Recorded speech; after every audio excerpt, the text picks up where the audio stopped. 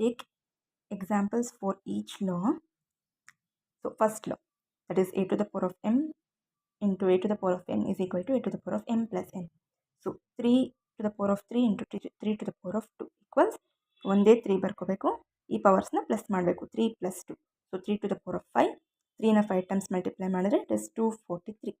Next 5 to the power of 2 into 5 to the power of 1. 5 ಹಾಗೆ ಬರ್ಕೋಬೇಕು, ಪವರ್ಸ್ನ plus ಮಾಡಬೇಕು, 2 plus 1. So 5 to the power of 3 ಆಗುತ್ತೆ, 5ನ 3 times multiply ಮಾಡಿದ್ರೆ 125. Next 2 to the power of 3 into 2 to the power of 2 into 2 to the power of 1 equals 2 to the power of 3 plus 2 plus 1. So 2 to the power of 6, 2ನ 6 times multiply ಮಾಡಿದ್ರೆ it is 64. So this is first law. Next, second law. A to the power of m whole to the power of n is equal to a to the power of mn ಅಂದರೆ into. So 4 to the power of 4 whole to the power of 2. So 4 ಹಾಗೆ ಬರ್ಕೋಬೇಕು, ಈ ಪವರ್ಸ್ನ multiply ಮಾಡಬೇಕು, 4 into 2.